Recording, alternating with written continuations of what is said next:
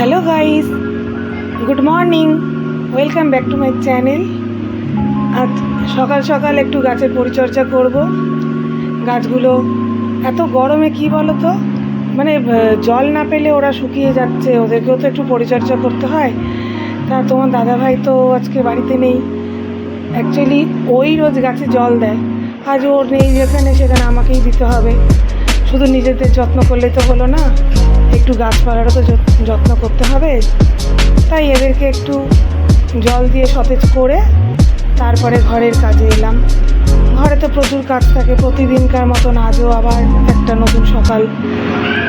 তো ঘরের সমস্ত কাজ এখন করতে হবেই।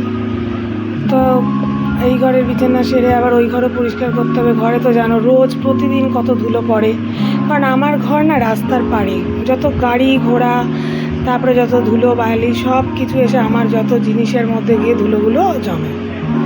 এই যে বিছানার মধ্যে এইগুলোকে দেখছো, এইগুলো হচ্ছে আমার মেয়ের সঙ্গী সাথী।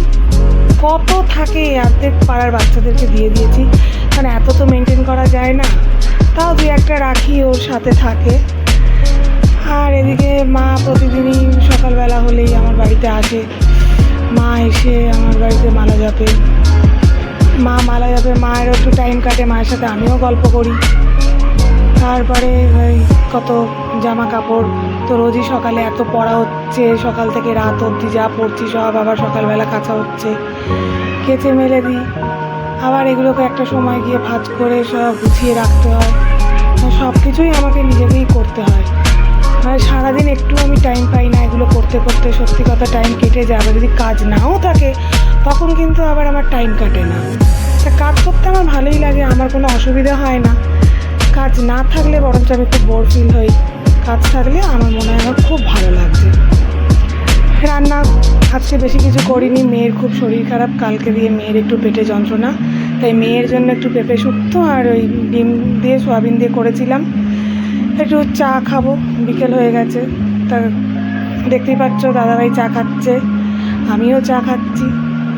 তো চা খেতে খেতেই গল্প করছি, মা এসছে, বাবা আছে, তাই গল্প করছিলাম একটু। তো এরপরে মেয়েকে একটু আদর করলাম। মেয়েকে আমি রোজ একটু হলেও আদর করি, আবার নাহলে ভালো লাগে না। মেয়েকে আদর না করলে আবার দিনই কাটে না ঠিক করে। তা সন্ধে হয়ে গেল, সন্ধেও দিলাম।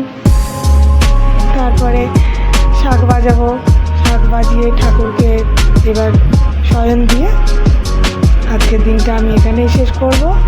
তো আমার যদি ভিডিও তোমার ভালো লেগে থাকে তো তোমরা লাইক কমেন্ট শেয়ার অবশ্যই করো। আবার কালকে নতুন একটা ব্লগ নিয়ে তোমাদের সামনে হাজির হব। Thank you.